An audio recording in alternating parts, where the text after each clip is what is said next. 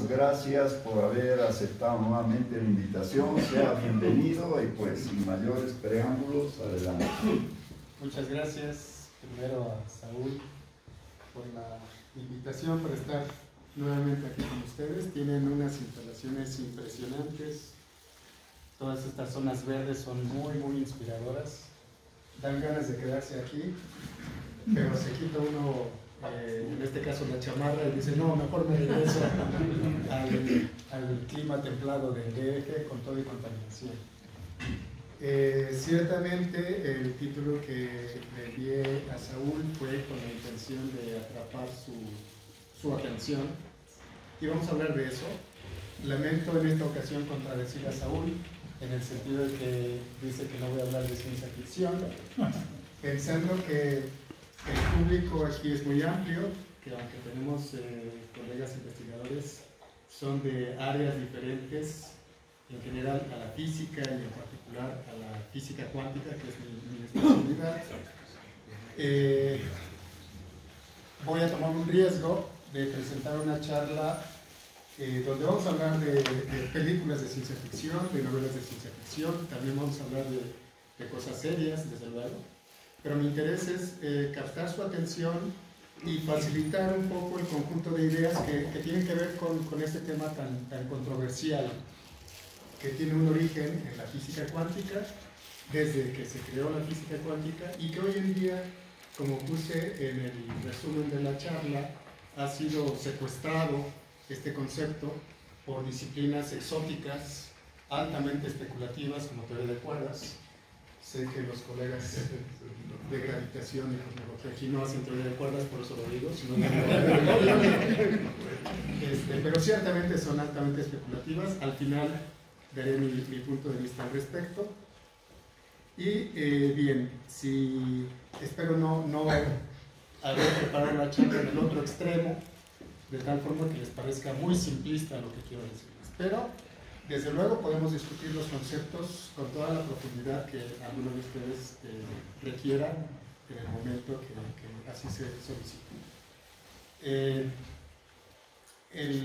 La charla ciertamente es haberse despertado en el universo equivocado. A todos nos ocurre que tenemos un día malo, ¿no? Y nos gustaría estar en otra situación. Un ejemplo inmediato, ahora que veníamos del DF para acá, salimos a las 7:30 del Cinvestav y llegamos aquí a las 9:40, algo así. Constituyentes, y para atravesar el centro, el tráfico hoy en particular fue muy pesado, veníamos a vuelta de rueda. Lo que ocurre siempre en la ciudad, ¿no? Y entonces, por ejemplo, en Insurgentes vengo en un determinado carril y por desgracia ese carril va muy lento. Entonces digo, no, seguramente es que si estoy en ese carril que veo que están avanzando, ya estaría yo varios kilómetros adelante, ¿no? Y me paso al otro carril y ¡pum! Se pone lento ese carril. Eso no es un ejemplo de multiverso, sino más bien de la regla de Morphy, ¿no? ¿Cierto? Salir mal. Siempre sale mal, pero en un universo paralelo yo quiero pensar que llegué mucho más rápido aquí a Limín, sin problemas de tráfico y incluso de tomarme más cafés. Entonces quiero empezar mi charla con un comercial. Dentro de pocas semanas, del 28 de octubre al 1 de noviembre, tenemos una conferencia internacional que organizamos entre el Tecnológico de Monterrey, UPITA, que es el Politécnico, y el Departamento de Física del Cinvestav. Le llamamos Quantum Fest. Esta es la 8ª conferencia. Es una semana donde diferentes especialistas asociados con los temas de la física cuántica discuten temas novedosos. No hay cuota de inscripción, están abiertos los registros, pueden consultar las páginas aquí. Después le enviaré la información a Saúl para que me haga favor, si es que hay un correo electrónico o algo así, de que se los haga circular, por si quieren interesarse. Serán bienvenidos en estas fechas en el Quantum Fest. Bien, entonces quiero empezar comentando algo que da lugar precisamente a muchos temas de ciencia ficción y que motivan la discusión de esta situación de universos paralelos. Y tiene que ver con la estructura del espacio-tiempo. Como saben, este jovenzuelo que está en esta fotografía desarrolló una estructura matemática formal en 1905, se conoce como el año milagroso de Einstein, donde publicó 5 artículos que son importantísimos para el desarrollo de la física contemporánea, pero en particular uno de ellos explica el comportamiento de la electrodinámica maxwelliana con respecto a una serie de postulados que surgen de la fenomenología, en particular el simple hecho de considerar que la rapidez de la luz es una constante universal en el vacío, le permitió a Einstein generar una serie de ideas que derivaron en lo que conocemos hoy en día como la teoría especial de la relatividad. Y básicamente implica considerar que esa noción de espacio que se tenía hasta antes de esa formulación de Einstein, considerando solamente las 3 coordenadas que dan las características de volumen, de posición y demás, no eran suficientes para describir los fenómenos físicos, sino que se tiene que considerar una 4ª coordenada que está asociada con el tiempo. La coordenada tal cual no es el tiempo en sí, sino la rapidez de la luz multiplicada por el tiempo, es decir, también es una coordenada espacial, ¿sí? Pero codificada con eso que llamamos tiempo. De tal forma que la descripción de los fenómenos físicos se hace no en un espacio de 3 dimensiones, sino en un espacio de 4 dimensiones, que recibe el nombre de Minkowski, que fue un matemático que había desarrollado la estructura matemática previa al trabajo de Einstein. Y en este espacio de Minkowski entendemos los eventos que ocurren en el espacio-tiempo de la siguiente forma. En este punto, en el vértice de este cono, es el presente. Y todo este plano que está aquí es el espacio, y a lo largo de la coordenada vertical está el tiempo. Esto que ven aquí ustedes es el comportamiento de un rayo de luz, considerando que la luz tiene una rapidez constante. Entonces, en este espacio de 4 dimensiones, esa constancia de la luz define un cono como este que está aquí. Todo lo que ocurre dentro del cono está conectado causalmente con el punto que está aquí considerado como presente. Causalmente significa que no hay nada que esté ocurriendo que no tenga un origen, ¿sí?, que lo haya provocado. Entonces se identifica que aquí hay un futuro causal y un pasado causal. Todos los eventos que ocurren fuera de este cono respecto a este punto no están conectados causalmente. Tienen unos fenómenos que ni siquiera, no es que no sean objeto de interés, sino que no se pueden describir dentro de la física establecida por Einstein. Después, en las siguientes transparencias, cuando hablemos de mecánica cuántica, ¿sí?, les voy a pedir que recuerden este cono. Vamos a mencionar algo del famoso gato de Schrödinger. Cuando yo les diga que no hay forma de comunicación, me refiero a que los eventos que vamos a hacer referencia en física cuántica están fuera de este cono de luz, ¿sí? Entonces, la física causal, lo que, repito, implica la noción de causa-efecto, está contenida a lo largo de este cono. Desde luego, esto que llamamos presente se mueve, así que todo este vértice se está moviendo, ¿sí?, siempre. Y no es una línea recta, se pueden hacer modificaciones, pero esa estructura del cono, como lo ven ahí, se va moviendo con el presente. De tal forma que siempre hay un futuro y un pasado conectado causalmente con eso que llamamos presente. Pues este simple hecho ha cambiado mucho la noción que tenemos del espacio-tiempo, ha repercutido incluso al lenguaje cotidiano y en nuestra cultura occidental, sobre todo. ¿Qué significan estos conos de luz? Cualquier trayectoria que se describa aquí, que va a ser una curva en el espacio tetradimensional, ¿sí?, parametrizada por el tiempo, se llama línea de mundo. Entonces, en esta analogía que tengo aquí, y por favor, este árbol es, además de que me parece muy, muy bonito, a mi punto de vista, da un ejemplo inmediato de lo que significa ese cono de luz que les mencionaba.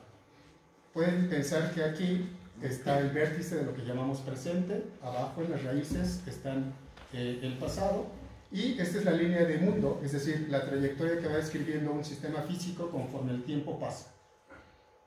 Pueden ocurrir diferentes eventos que implican una ramificación en el futuro posible de ese sistema. Y ese evento es tal que aquí implica un determinado futuro y aquí otro.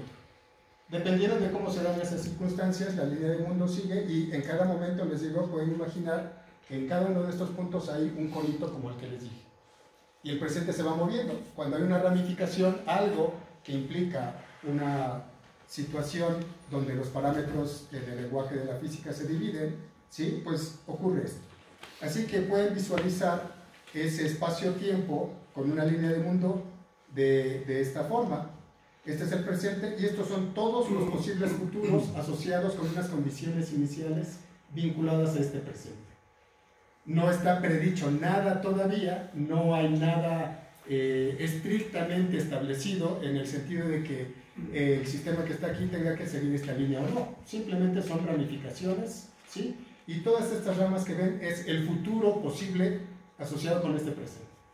Si ustedes visualizan, ¿no? También las raíces asociadas con este árbol, cada una de las ramificaciones de esas raíces están asociadas con un posible pasado que llevará a este punto que llamamos presente. ¿Sí?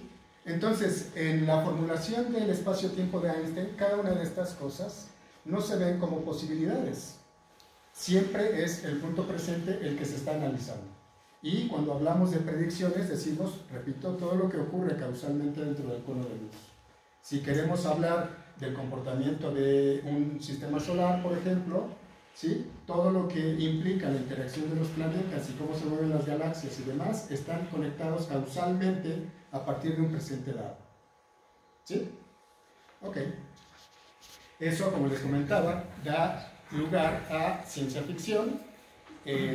Todos... Bueno, sí, creo que no hay nadie más joven que yo. Ah, no, sí, hay muchos más jóvenes que yo. Esta película creo que todos, jóvenes o no, la han visto, todos conocen a este personaje, desde luego. Para los que son más jóvenes que yo, en el 84 yo era un pubertón, fui a ver esta película, desde luego, me impresionó demasiado. Yo estaba dudando entre dedicarme a la medicina o dedicarme a la física. Siempre sentí fascinación por cómo se comporta y qué explica el cuerpo humano, pero también la física. Y ya saben cuál es la historia de esto, ¿no? Este es un robot que mandan del futuro hacia el pasado de ese futuro, que es ni más ni menos que nuestro presente. Este ya es mi pasado, realmente.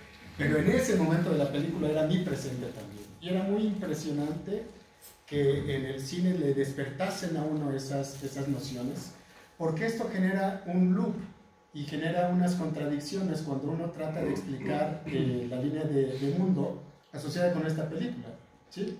Porque resulta que si este robot viaja al pasado para aniquilar, ya saben, a John Connor antes de que nazca, para eso necesitan matar a Sarah Connor, que es la madre de John Connor.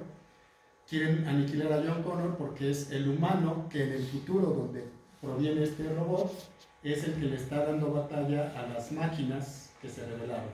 Entonces las máquinas encuentran una lógica y dicen, bueno, pues hay que matar a este antes de que aparezca. Y entonces va Arnold Schwarzenegger, es donde empieza su frase de I'll be back, y ha regresado como 8 veces, no sé. Y eso se genera un loop, y eso a mí me generó una crisis existencial, porque con el conocimiento de física que tenía, no lograba entender cómo diablos iban a salir de ese loop. A mí me daba la impresión, y me ha dado la impresión siempre, y estoy convencido de que es así, metido en el ámbito de la ciencia ficción, que si alguien tiene capacidad de regresar al pasado, ¿sí? Estoy hablando de manera especulativa, de ciencia ficción, ¿sí?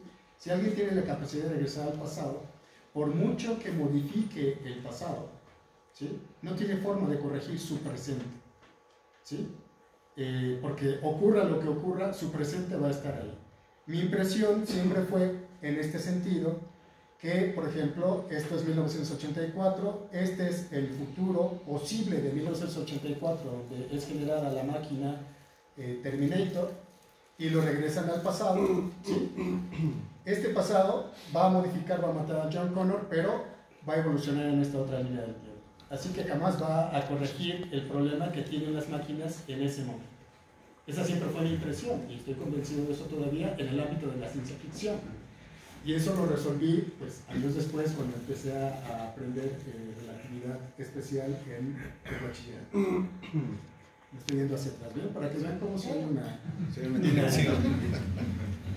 Esto es de 1984, yo estaba todavía en la secundaria. Un año después apareció otra película igual de excitante, igual de motivadora, porque además ahora este es un puberto, como lo era yo en ese momento, conoce a un científico loco, el Doc, y además le dan una máquina fantástica para manejar, o sea, un auto impresionante, que uno, el DeLorean, ¿no?, que uno quería manejar también, y con esa máquina va haciendo viajes en el tiempo. Y se llama Volver al Futuro porque el adolescente, ya lo saben, va al pasado, trata de corregir algo con sus padres y quiere regresar al futuro. Y lo mismo, es la misma dinámica, se generan unos loops ahí que generan contradicciones cuando uno quiere aplicar la física de veras, pero bueno, es ciencia ficción. ¿Y por qué es estimulante la ciencia ficción? Bueno, pues esto fue lo que decidió que en mi vida optase por estudiar física y no por medicina. Seguro que algunos de los estudiantes que han sufrido mis cursos de física cuántica debió haberse dedicado a la medicina. Bueno, hay muchos más ejemplos. Les estoy mencionando solamente algunos de los que a mí me gustan mucho. Esta otra película de 12 monos, ni más ni menos que con Bruce Willis y un Brad Pitt que es creíble. Me refiero a su actuación, ¿no?, porque hace cualquier cosa menos de niño bonito.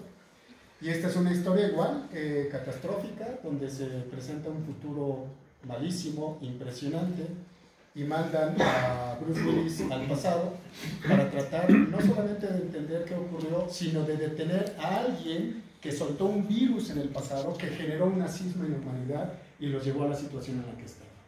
Esta película es... a mi punto de vista también un poco triste porque es catastrófica en el sentido de que aquí ratifican que hagan lo que hagan, no pueden modificar el futuro, ¿sí? Y hay otra película fantástica, una franca potente, jovencísima y muy potente. No sé si ustedes conocen esta película, se llama Lola corre Lola. Sí, sí. Es una película alemana muy buena, donde también se hacen estos loops en el tiempo. Y aquí Lola es novia de un asaltante de bancos, todo sale mal, y por alguna razón Lola tiene la oportunidad de regresar al pasado y tratar de corregir lo que ocurre. Cuando se percata de que el novio muere, trata de corregir las cosas para que el novio no muera, pero todo lo que hace la lleva inevitablemente al mismo punto del futuro, ¿sí? Y una más, porque vean, 95, 98, los jóvenes de aquí, es que estos están pasando feliz de cuando yo todavía no nacía, ¿no? Bueno, hay una más reciente, Feliz Día de tu Muerte, 2017. ¿La han visto o no? Bueno, a los que no la han visto también les aconsejo verla, es una comedia gringa, sosa, aburrida, pero tiene sus momentos de brillantez y lucidez porque se trata de una chica que está, no recuerdo si en el college o ya en la universidad, que es asesinada, pero por alguna razón que no explica la película también, regresa al pasado y ella es consciente de que la van a asesinar y el asesino tiene una máscara de un muñequito cachetón y deforme, y entonces ella trata de adivinar quién es el que la asesina. Y por muchas cosas que hace, aquí es muy interesante porque muestran que cuando ella logra ir al pasado, regresa, bueno, no regresa, a un punto alternativo del pasado, con una línea de tiempo diferente, donde las cosas aparentan estar más o menos igual, pero ocurren cosas diferentes. De tal forma que ella está repercutiendo en su propio futuro y no llega a la línea de tiempo de la cual partió. Y pareciera que también haga lo que haga, es inevitable. Al final sí logra encontrar al asesino. Ay, le sacó de echar a perder la película. Bueno, pero lo interesante de esta película está en que lo que le ocurre a la persona, al personaje principal, que es la chica, si se rompe un hueso, cuando vuelve a la línea del tiempo del pasado, ese hueso ya lo tiene no roto, sino curado. Entonces en algún momento la revisa un médico y está impresionado por toda la cantidad de cicatrices y lastimaduras que tiene su cuerpo siendo tan joven. Entonces esa parte también está interesante. Así que esta me llama mucho la atención porque es precisamente lo que les digo. Hay un determinado tiempo, hay una línea posible del espacio-tiempo en el futuro y regresa a otra rama. Y regresa a otra rama. ¿Sí? Y entonces al final ella se queda en la rama que más le gusta. Bien, entonces todo esto es evidentemente ciencia ficción, es altamente especulativo.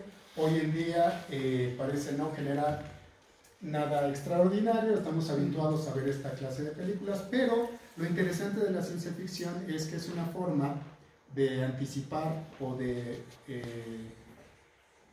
diseminar una cierta clase de conocimientos científicos para llegar a la gente de a pie y tener más o menos un entendimiento de lo que. Así que esto se los he comentado para no aburrirlos tanto, ¿no? Si no han visto alguna de estas películas, créanme, cómprense unas palomitas, véanla, o no sé ahora qué hacen. Ahora están en Netflix o no sé qué cosa. Para que vean que soy del siglo pasado. Muy bien. La extensión de la relatividad especial al caso más general fue desde luego realizado por el mismo Albert Einstein 10 años después. Se tardó 10 años no porque no supiera lo que necesitaba, se tardó 10 años porque no sabía las matemáticas que necesitaba saber para desarrollar su teoría. Así es, sí. Que es teoría de cuerdas. Einstein está demasiadamente mitificado en nuestros días. Y yo creo que sí fue un científico prominente, una mente brillante, sin lugar a dudas, pero lo tenemos excesivamente sobrevalorado. La genialidad no es universal. Einstein era un analfabeta matemático, siempre fue un holgazán para aprender matemáticas. Sus cursos de matemáticas los tuvo que aprobar por los apuntes de sus colegas, que además fueron generosos, ¿no? Cuando yo era estudiante y me pedían los apuntes, mis colegas decían, no, yo sí entré a clases, maestro. Ya ves, por eso te va así. Entonces se tardó 10 años realmente porque tuvo que aprender una matemática que ya existía. Todo el asunto de tensores y demás era una matemática bien estructurada, bien establecida, pero Einstein no la sabía y tuvo que aprenderlo, y hasta que aprendió y entendió más o menos cómo manejar esa estructura matemática es que publicó sus resultados. Hay siempre en la historia de la ciencia pasajes muy interesantes, ¿no? Hay quienes publicaron resultados incluso antes que Einstein, y hubo una disputa por ahí. Al final todos dijeron, ok, tú lo tuviste, yo me hago un lado y no hay problema. Pero no es el tema de esta charla. En este tema, por ejemplo, hay un libro que publicaron algunos colegas aquí presentes, de, ¿cómo se llama? Las anécdotas del joven Einstein. Sí, las mejores historias. Las mejores historias, ¿no? Que hay un buen cúmulo de historias asociadas con Einstein, y se los recomiendo. Tienen aquí a los autores. Si todavía existe el libro, ¿no? Sí circula o ya no. No quiero decir si ya se agotó, ¿no? Pero yo tengo mi copia por ahí bien guardada. Así que, bien, ¿y cuál es la idea aquí? La diferencia entre la relatividad restringida y la general es muy sencilla. La relatividad restringida toma en cuenta sistemas de referencia en el espacio-tiempo, ¿sí? Un punto en el mundo, como lo quieran ver, donde no hay aceleraciones, ¿sí? Y es una primerísima aproximación al comportamiento de la naturaleza. Nosotros podemos dar una definición de sistemas de referencia inerciales. Cuando vemos la definición en los libros de texto, significa por ejemplo, respecto a este teléfono que está aquí, algo que se mueve con velocidad constante respecto a este teléfono, ¿sí? Ese algo establece un sistema de referencia inercial, ¿sí? Pensando que este teléfono está estático como aparentemente lo vemos ahí, pero no lo está. No hay nada en el universo que esté quieto, no hay un absoluto, no hay un primer sistema de referencia inercial porque no existe tal cosa, ¿sí? Entonces, nosotros decimos que hay un sistema de referencia inercial con respecto a otro, considerando ciertamente que se trata de una primera aproximación. En el mundo real, las cosas realmente, valga la redundancia, están aceleradas. Recuerden que la aceleración es el cambio de velocidad. Un sistema de referencia inercial significa que se mueve con velocidad constante. Entonces, si queremos describir lo que ocurre con un sistema que se mueve no con velocidad constante, sino con velocidad variable, es decir, está acelerado, ¿qué es lo que tenemos que hacer? ¿Cómo tenemos que modificar las reglas del juego con respecto a las de 1905? Einstein sabía eso. Un ejemplo inmediato es lo que ocurre en la periferia del planeta, ¿sí? El mismo planeta está acelerado. Entonces, la modificación de la relatividad especial de un sistema de referencia inercial a sistemas de referencia no inerciales está establecida en este trabajo impresionante, importantísimo, ¿sí? Y lo que Einstein nos muestra en sencillas palabras es que ese espacio-tiempo de 4 dimensiones del que yo les hablé al principio no es un espacio plano, rectangular, como podríamos imaginar las dimensiones tridimensionales de esta habitación, sino que está deformado, ¿sí? Y está más deformado cuando hay materia presente, como puede ser un planeta, ¿sí? Esto también genera una discusión filosófica importante, desde luego, porque en la visión de Einstein se entiende al espacio-tiempo como un todo donde la materia ya existe per se. El espacio-tiempo sin materia no tiene sentido, pero la materia sin espacio-tiempo tampoco, ¿sí? Así que es una combinación de dos cosas, esta estructura del espacio-tiempo general establecido por Einstein, donde no hay materia o donde la materia se encuentra muy alejada, el espacio-tiempo se puede considerar más o menos plano, pero en la periferia donde hay materia, no importa la cantidad de masa que involucre esa materia, puede ser un electrón o puede ser una galaxia, el espacio-tiempo está deformado. Y se deforma más conforme más masa contiene ese objeto que se encuentra en esa región del espacio-tiempo. Claramente, localmente, uno puede pensar que esta sábana, en esta caricatura que se tiene en el espacio-tiempo, es plana, ¿sí? Y entonces, localmente, vale esa estructura de la relatividad restringida que les hablé. Así que ustedes pueden pensar en toda esta membrana del espacio-tiempo como llena de conitos, ¿sí? Cada uno de estos puntos genera unos conos en la línea del mundo con su futuro y su pasado causalmente conectados. Es la visión que tendríamos del universo en la periferia de nuestro planeta. En la periferia de nuestro planeta. Vamos a ver eso un poco más adelante. Bien, estas paradojas del tiempo y la estructura del espacio-tiempo son todavía novedosas. Sabemos usar la matemática y la física detrás de eso para hacer predicciones y es muy eficiente al grado de que ustedes seguramente saben la última novedad de una medición exitosa fue la detección de ondas gravitacionales, que requiere una combinación de muchas disciplinas de la física contemporánea, entre esas pues la relatividad general, ¿sí? Cosmología, pero también la física cuántica. Entonces, vamos a ver un poco más de estas situaciones. Con esto que les digo de los posibles futuros y cómo todo está vinculado, pero en la interpretación de Einstein pareciera que es solamente una línea de tiempo y no más, quiero hacer mención de Jorge Luis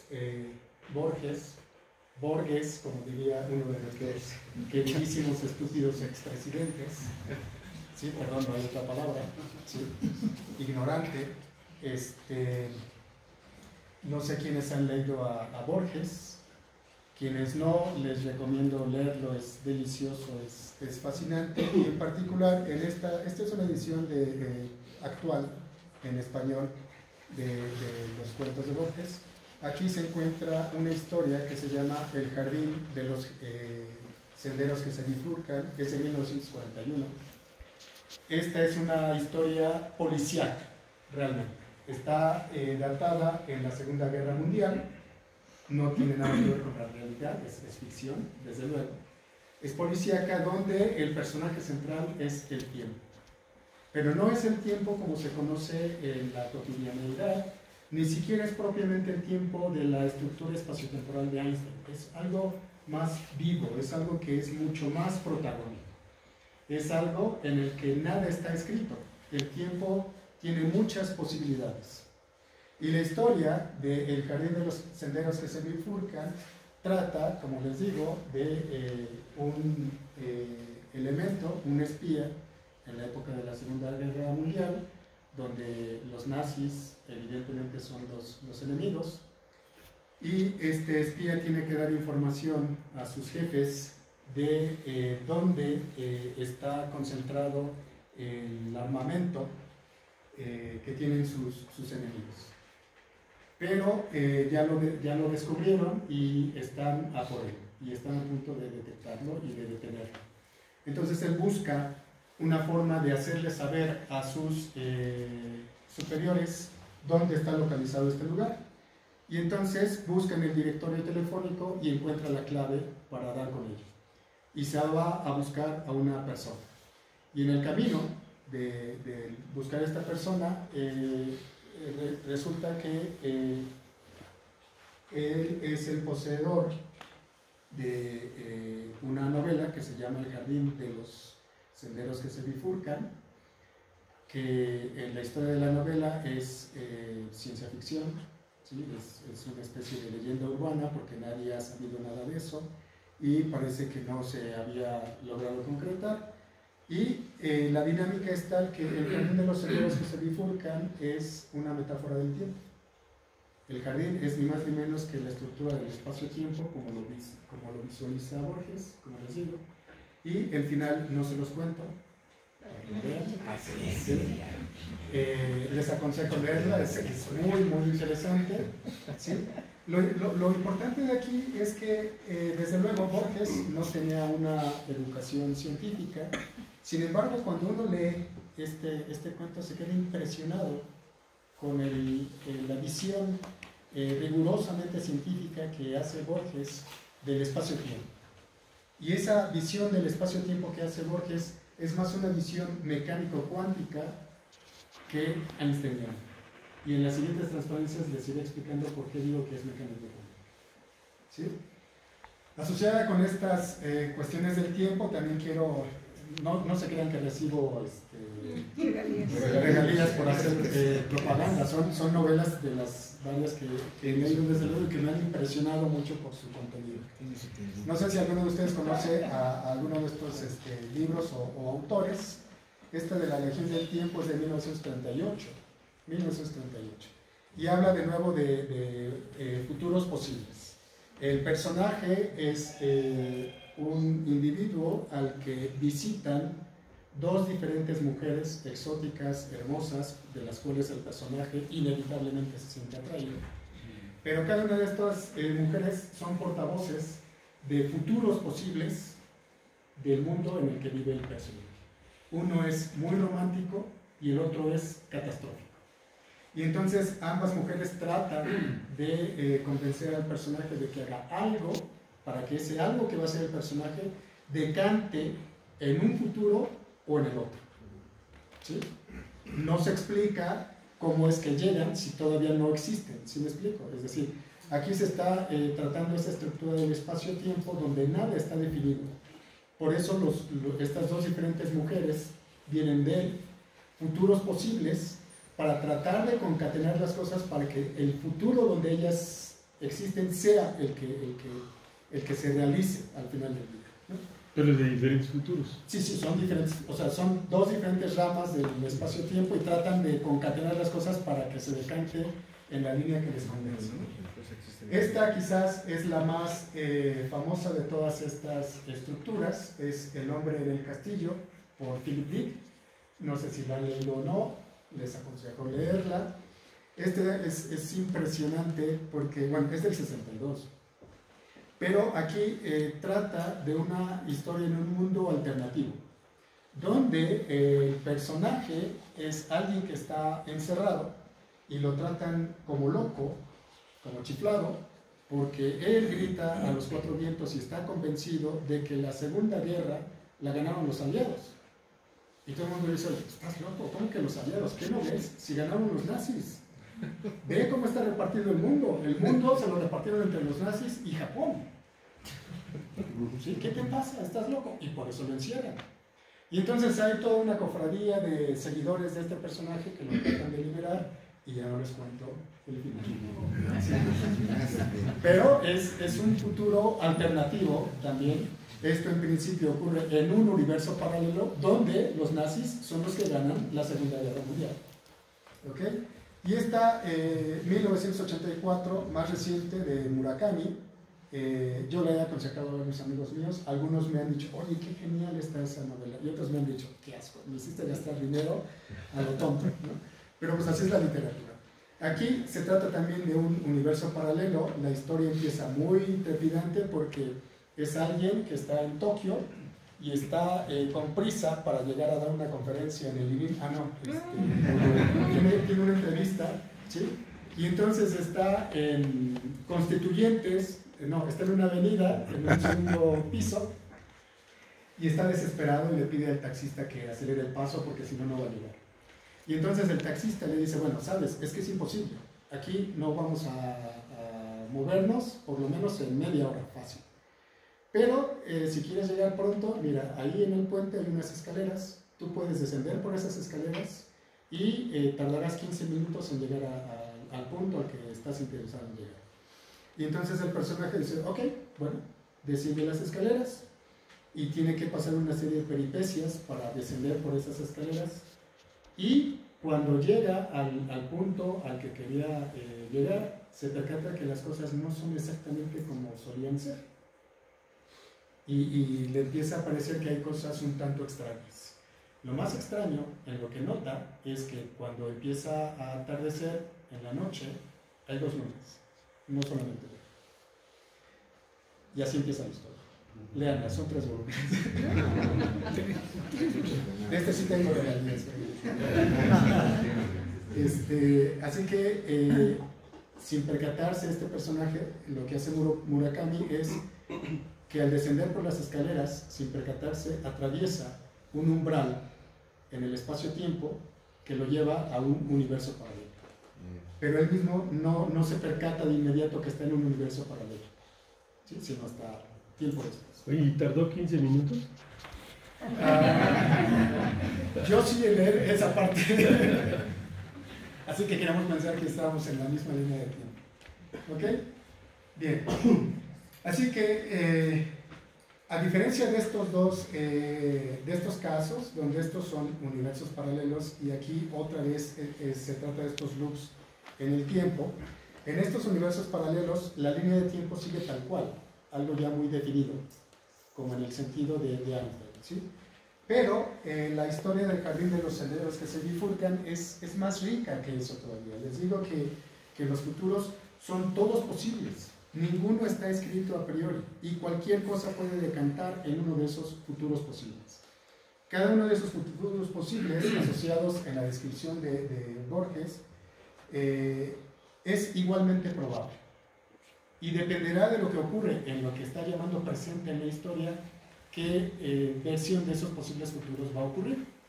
¿Por qué les digo que esto tiene que ver más con la física cuántica que con la formulación del espacio-tiempo de Einstein? Bueno, vamos a continuar un poco, se los diré más adelante.